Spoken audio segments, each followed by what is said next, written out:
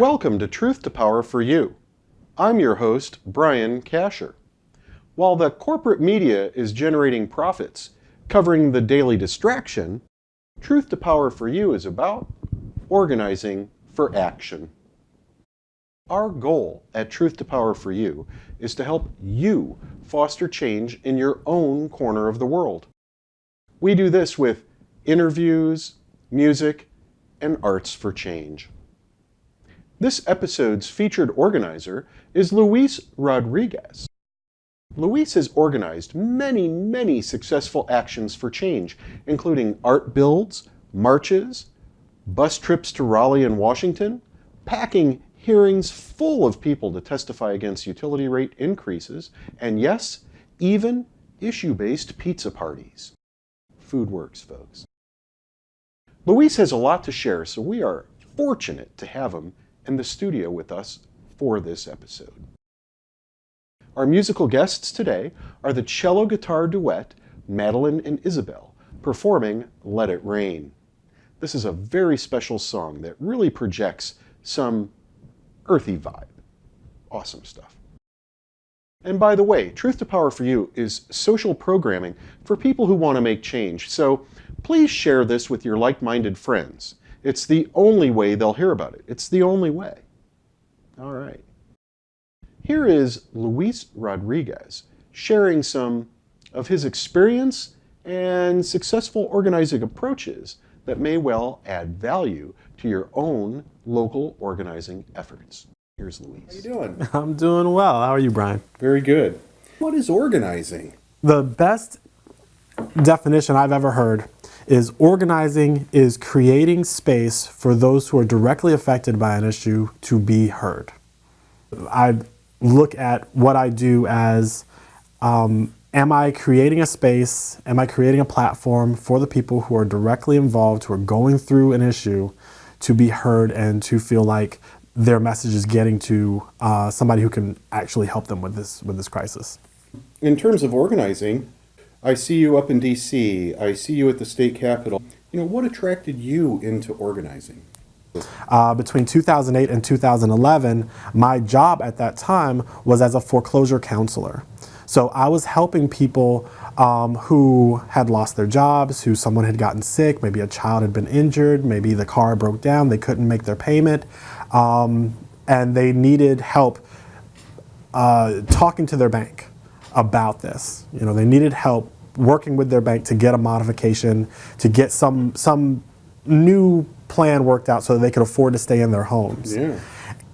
And I said, you know what, there's got to be more people out there who see how crazy this situation is, how messed up it is for a lot of people. And if I got to get on Trade and Try on a soapbox with a bullhorn, I'm going to do it. And it just so happened that that Occupy Wall Street was firing up, and then the Occupy movement came to Charlotte, and I was front and center. I was ready to go. Right on. Yeah, so. That's great. And, in the different issues that I have seen you involved in, there's environmentalism, but then there's also environmental justice, right? So can you help folks kind of get the idea of what's the broader environmental justice movement about? Environmentalism you can think of as save the whales, or save the Arctic polar bear, or the spotted owl. It's really about habitat, and it's really and it's a lot focused on animal species and our interaction with what we can call the natural world. Sure. Environmental justice, however, is the intersection of how our environment, where we live as human beings, how that is impacting the environment around us, but also how we ourselves are being impacted. So when a community is facing their wells all being poisoned by hexavalent chromium, that is an environmental issue. And that is an issue of injustice for the people who are experiencing that. So environmental justice is more focused on people and communities, and making sure that our environment, that we are that we are performing well in our environment, that we are not polluting our environment for ourselves or for the other species with which we share it. So, so environmental justice, there are lots of different ways that people might find themselves affected in their community, in their home. One thing that, we've been burning a lot of coal, and coal has to be transported by train. And coal, because of its combustibility, cannot be covered. So a lot of coal dust and ash, not ash, but a lot of coal dust, which is highly toxic, because this isn't, what you're putting in your backyard barbecue. This is from deep within the earth with a lot of toxic metals in it, heavy metals. Sometimes those trains run right through neighborhoods, run right by schools, run right by food processing plants. And we're talking something in the order of tens of thousands of tons of coal is lost just to the blow-off that comes off these things all along that line. This is poisonous. This is in people's communities. And it's not necessarily going to be in the wealthiest community. Right. What it's going to be is it's going to be in the community down by the tracks. It's going to be in the low-income place where it might be the single mom who finds an apartment, and that's where she's found to stay. That's where the quote-unquote affordable housing has been placed. That's where the projects might be. So people who are already somewhat disenfranchised are being basically eliminated through these long-term processes that lead to cancers, that lead to higher risk of pneumatic diseases, disorders for children, that type of thing. That's very interesting. So the coal mining itself might be an environmentalism-based issue, perhaps, whereas the transportation, distribution, and use of the coal could be more of an environmental justice issue because it's impacting communities, traditionally communities that are not the more affluent side of town. Absolutely. Yeah, very interesting. So let me ask, what types of issues do you find that attracts people, that sparks their interest, that brings them to the table? They tend to be things that affect people directly, affect a large number of people, and information about this issue is readily available. Okay, so one of the best examples from Charlotte is a few years ago, a couple ladies who were not professional organizers, and you don't have to be a professional organizer to pull some amazing things off. You don't have to have a huge organization behind you and a budget, of tens of thousands of dollars. They put out a call on Facebook about to have an anti-GMO rally, the genetically modified organism. And I was very interested. I call it heat. I like when you can feel a lot of heat coming off of something. GMO products get a lot of heat. A lot of people know a lot about them already. They're already in the news. So they had between 600 and 700 people show up after putting this out just for a few days on Facebook. Purely just Facebook, purely just two ladies who said, hey, let's throw a rally. And that's that heat that you're talking about. That's that heat, right. People are already fired up, and that's when you get 650 people showing up out of the blue. That's a great example of illustrating how a small group of people with a plan can make a difference, right? What does it take for people to make change? Do they need a lot of money and degrees and stuff? What does it really take? Well, in all these things, it takes a wide range of skills, talents, and drives. All right, it takes lawyers, yes, but it also takes working mothers.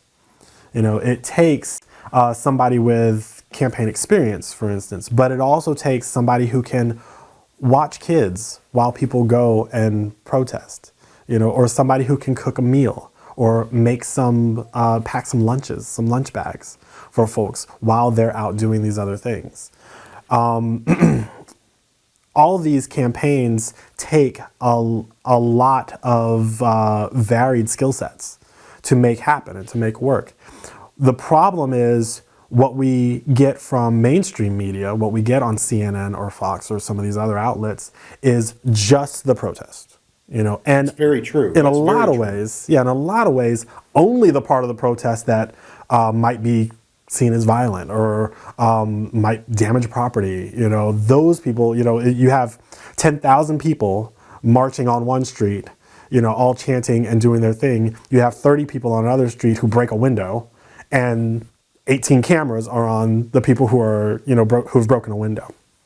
So it takes all these different skills, and really it takes a lot of imagination, and if you don't know what you can do, show up and say, what do you need? And if that's what you have, then then great. So to take it a step further, let's say there's a small town out there, and whether it's wood pellets for fuel or a pesticide plant moving in or contamination in the local water supply, whatever it is, but if there's a couple people out there, or even one person, who knows there has to be change, knows something wrong is happening. The first thing that you have to do is you have to talk to other people about it. So you go one farm over, you go to your neighbor, you talk to some people at your church, you talk to some people at your job, you ask a few questions. Are you going through the same thing? Do you know more about it? Why it's happening? And I can tell you that if you're going through something, it's almost guaranteed somebody else is going through it. And once two of you find one another, that's when the real sparks start to fly. Because that's really the basis of organizing right there, is just talking to one another and saying, hey, this didn't right. When I first started in activism, I thought I was completely alone. Like I said, I thought I would have to stand on the corner of Trade and Tryon by myself. And then I showed up at the first Occupy meeting and there were 100 people there. Oh. And then I started to see, oh, well, there's this organization and that organization and this other organization. And after a while, I realized, oh, there is what we call the universe. There is a universe of organizations out there that are working on almost every issue you can possibly imagine. So eventually you'll get to the right place and find the folks who are there to help you, there to work with you. And they definitely need your voice. I can speak from them 100%. Where there's organizing, there is a need for people who are willing to take action. You mentioned the protests. The protests, they'll videotape the violence or what have you, and that makes TV. But there's a lot more that goes on in the background, getting up to the point of having a protest or getting up to the point of having a public hearing. What are some of those things? What goes on in the background? What you don't see is that there are legal observer teams. People who are there, who are third parties, who are not taking sides one way or another, who are just there to make sure that nothing unlawful happens, either to protesters or by protesters. There are medical teams. So this isn't like somebody might, get beaten up or something. This is, what if someone's pregnant and they feel faint? Is there somebody there to get them some sugar or a snack or, whatever they need. If somebody falls and skins a knee, is there somebody there with a bandage who can wrap that up? So there are medics, there are chant leaders. So when you see a protest and there are all these people protesting and they're all chanting, the people united will never be defeated. Well, there are people who are trained to lead that. And they're positioned strategically inside of that crowd so that you can keep everybody on the same cadence, because if you have 1,000 people, the people at the front are shouting one way and the people in the back can't hear them. So you have to think about all these things when you're thinking about a large scale protest. There are marshals. So marshals are people who actually stand at intersections and kind of move the crowd and say, hey, this is where you turn. This is where our group is turning. uh, or they might, stop traffic, or stay in the intersection so that stragglers can get across the street. Then you have the police liaison. So all these things, whenever you see these protests, people think, oh man, the cops are just going to come in and, start swinging billy clubs. And 9 times out of 10, with large-scale protests, there's already been a plan worked out with the police. There's already been notices to picket filed. Sound permits have been filed. A march route has been filed. They've worked with the sergeants for that precinct or that district to make sure that that their men know what's right, where people will be heading, and to get feedback from the police to say, what do you need from this crowd? What makes this a lawful thing that that we're good with? Those things are all parts of what makes these things work. You need comm specialists. So you need the people who are doing media advisories and writing up press releases and are tweeting and are getting the attention, making sure that the reporters are in the right place to get the right angles, to make sure that they're getting the right messaging, to make sure that some crazy person doesn't just jump up, grab a mic, and suddenly they're representing all 3,000 of you, and they're just not even from your town or something. So so there's all types of things that go into making large-scale actions work, and there are a lot of different skills needed. Not to mention, everybody needs to eat. And if you've got a pot of rice and some gravy at home, that can be the difference between somebody coming out or somebody staying home because they don't they haven't eaten that day. Good point. And I like the point you made too about working with the police. I think there is this sense out there in a lot of people that it's not a good relationship between the police and marchers. Right. People who are assembling. Yes, large-scale protests do have relationships with police departments. That is not to say that just because you have a working relationship with the police, with the department, with a sergeant, with certain officers, that isn't to say that when it comes time to hold that police department accountable, let's say there's a shooting, an unjustified shooting or something, when it's time to hold them accountable, you still need to hold them accountable. This isn't saying, everybody should work really hard to be really friendly to the police. Everybody should work really hard to work with the police, and when the police need to be held accountable, that's what needs to happen. Let's say there's a mom out there watching, 3 kids, busy all the time, taking care of the kids, maybe going to class at night, cleaning houses during the day, wants to help you and one of your campaigns. What kind of advice would you have for her? Just take a quick assessment of what it is you bring to the table. Are you, do you have a couple hours one day to watch other kids? Have them play with your kids, while some people go out and they maybe do an art build, or they maybe go to a class, or they do a medic training or something. For the single mom who's got 3 kids, who is, taking classes and trying to better yourself, I don't know where you're going to find the time. I don't. But if you do find the time, just come down and just be in the space. Just be in the room. Just, and if it's something where you can tweet out something via your phone or share a video even, every little bit counts. Every time you talk to somebody, maybe at your job, you say, hey, did you hear about these rate hikes or something coming up? And they say, no, where can I learn more? And you say, hey, here you go. That's a big help. I've seen you involved with pulling together mock shareholder meetings, art builds, putting together large artwork or banners or what have you for people to carry in Washington, D.C. And I've also seen you involved with having Santa Claus deliver coal to Duke Energy. I mean, that's really creative stuff. Can you share a little bit about that? Mostly those ideas come from the volunteers who come to these meetings. So like any good organizer, I bring in, I try to get the people who come in and say, hey, I want to build a water dragon. And I say, all right, let's do that. Let's go. What do you need? How can we do this? And then we start to work on it. Or, hey, what if Santa showed up at Duke Energy headquarters? And I say, all right, I can make that happen. We can do this.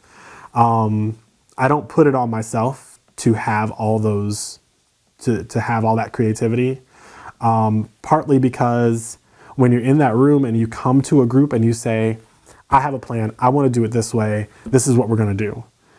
That gets lukewarm. But when you're in that room and somebody says, you know what? And you say, what can we do here? And somebody says, well, maybe we can do that. And somebody else says, well, what if we did this and then did that on top of that? And then somebody else says, oh, I bet we can do this. And then you feel that energy rising in that room. And by the end, what you have is an idea that people are really bought into. The organizer is not necessarily the person that's out front with the bullhorn, the whole march or the whole time. A lot of times organizers, you might not even know that they're at an event. Right. So. Absolutely, yeah. In a lot of meetings, we sometimes start with norms and kind of rules of conduct, how we're going to treat one another. And one of the rules that I really love is this thing called be water. And be water it comes from the quote from Bruce Lee, who said, be water, be like water. When water flows into something, it becomes that thing. When it flows into the cup, it becomes the cup, And so that's what we try to do with ideas. Let the ideas flow and let them form what they're going to form. That's awesome.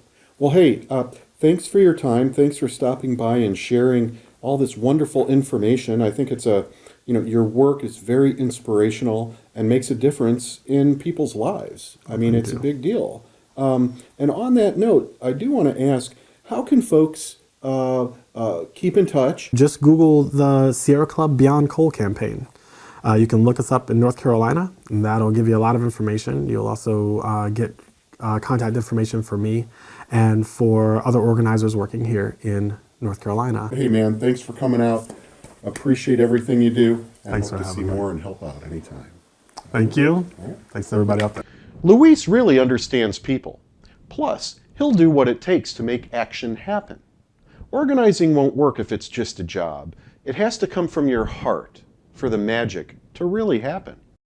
Your role could be anything from helping with a bus trip to maybe getting the permit for a march or marshaling a route along a march or making creative arts, banners, poetry, or even just showing up is an incredible help.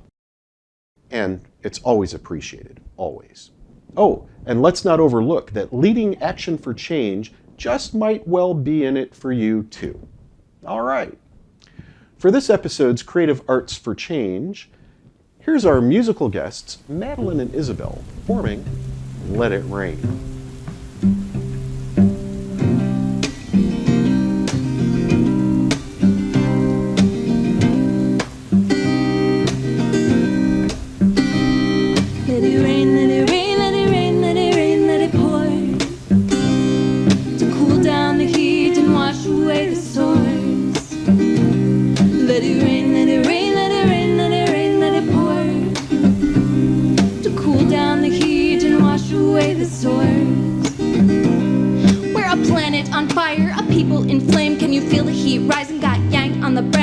Overheated water turns to steam out our ears, too deaf to listen, too foggy to hear, groggy and swollen from this boiling blood, getting sicker and sicker, reflecting the mud, this pattern of pushing and overdrive. If we keep accelerating, how can we survive? Gotta rest and digest, but first believe you're enough, just as you are without a house full of stuff proving your worth.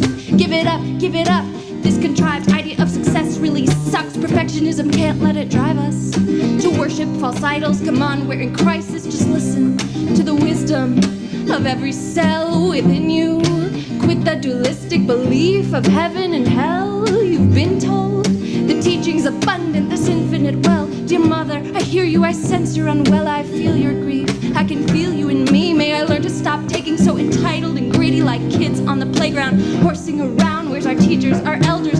Hold us down. Let it rain, let it rain, let it rain, let it rain, let it pour. To cool down the heat and wash away the sore. Let it rain, let it rain, let it rain, let it rain, let it pour. To cool down the heat and wash away the sore. Wake up, we are living on a globe, a biological beach ball pummeling through the cosmos, fast as the speed of light. Open up my eyes to the miracle of every life. Take me by surprise, this magic bursting forth with every leaf unfurling, each seed germinating. Listen to the music resonating in your bones. Feel the deep vibration, know that you're never alone. This planet is our home, this planet is our home, this planet is our home, this planet is our home. Tell me, what does it mean to be wild or tame? What about civilized, sane or insane? We're all native to this planet, see? One human family. Can I be an activist because I drink nettle tea? Deep nourishment, bring me back to the ground. Your teaching's abundant, your healing profound. All this pushing to do, forgetting who I be. The power of yin, the power of receiving. Rain, let it rain, let it rain, let it rain, let it pour. To cool down the heat and wash away the sore. Let it rain, let it rain, let it rain, let it rain, let it pour. To cool down the heat and wash away the sore.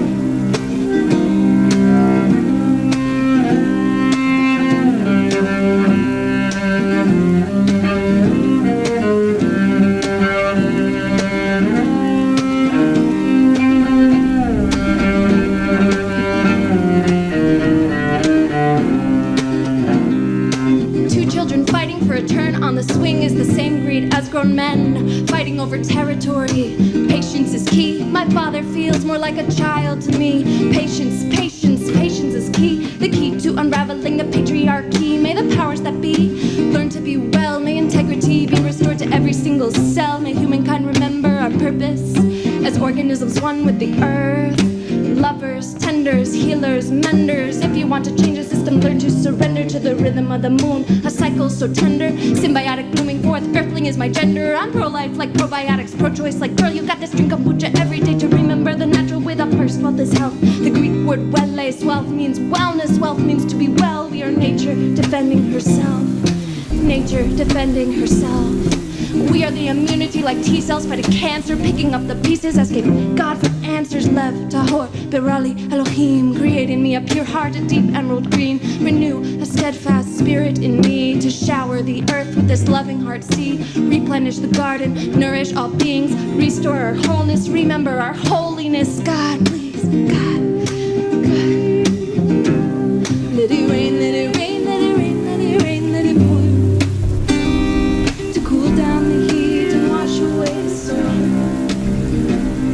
Let it rain, let it rain, let it rain, let it rain, let it pour. To cool down the heat and wash away the sore. Music is a proven ability to transgress the barriers that often separate people and is a real part of movements. Beauty, inspiration, thought, and vibe make for a great recipe for change. We plan on hearing more of Madelyn and Isabel before the Truth to Power for You miniseries is completed. All right, in closing, here's Annie DeChant with her ever meaningful Out There. People thought they were off their rockers. They'd never get that airplane off the ground. Till one morning out in Kitty Hawk in that Carolina sky, she flew 12 seconds before she came back down. Then people thought the sky was the limit, that going to the moon could not be done. But when the eagle landed, that brave space cowboy took one small step and proved everybody wrong. Out there, dancing on a wire, out there, running through the fire. They ain't afraid to fall, they live to risk it all. If you're gonna do a lot, then you gotta be a little out there. A seamstress from Montgomery, Alabama, stay seated on a bus and took a stand. That brazen little move caused a revolution. She broke every boundary when she wouldn't budge an inch. So if you think that you won't make a difference, that what you're trying to prove is too bizarre, remember it's the dreamers, the do-or-die believers that march right into history just being who they are. Out there dancing on a wire, out there running through the fire.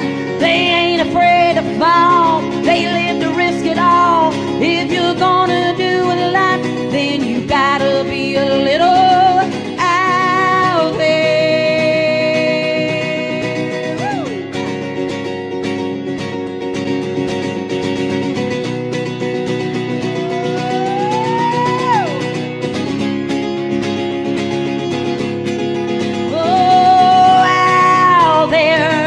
Busting down the fences out there. Damn the consequences. Let's live to risk it all and don't be afraid to fall. If we're gonna do a lot, then we gotta be a little out there.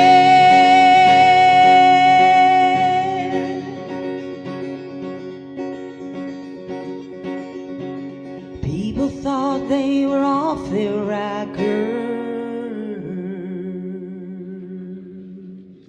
Nice. Thank you.